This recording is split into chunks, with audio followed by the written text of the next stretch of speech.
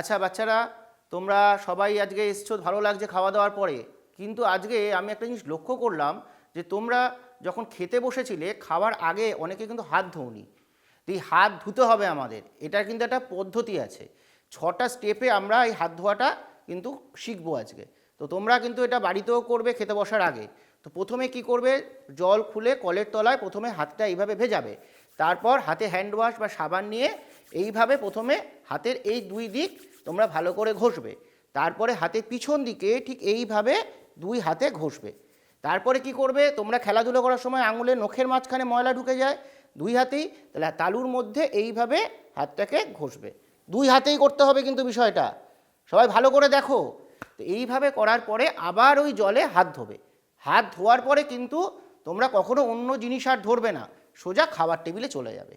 এবারে খাবার টেবিলে গিয়ে তোমরা কিন্তু বসার নিয়মটাও ঠিকমতো মনে রাখবে। খাবার টেবিলে কিন্তু শিরদাঁড়া সোজা করে বসতে হবে এবং খাবার আগে 15 মিনিট আগে জল খাবে এবং খাবার পরে আধা ঘন্টা পরে জল খাবে। খাবার মাঝখানে জল খাওয়া কিন্তু আমাদের শরীরের জন্য ক্ষতিকারক।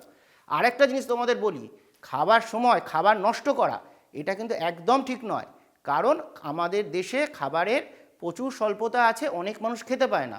এই নজর কিন্তু সবার উপর থাকছে যে তোমরা কেমনভাবে খাচ্ছ, খাবার নষ্ট করছো কি না। কাজে সবাইকে কিন্তু এটা মাথায় রাখতে হবে এবং এইভাবেই কিন্তু আমাদের সবাই মিলে এই মিড ডে মিল প্রকল্পকে আস্তে আস্তে নিয়ে যেতে হবে। সবাই বাড়িতে এটা মানবে এবং খাবার নিয়মটাও মেনে চলবে। ঠিক আছে, সবাই ভালো থেকো, সুস্থ থেকো,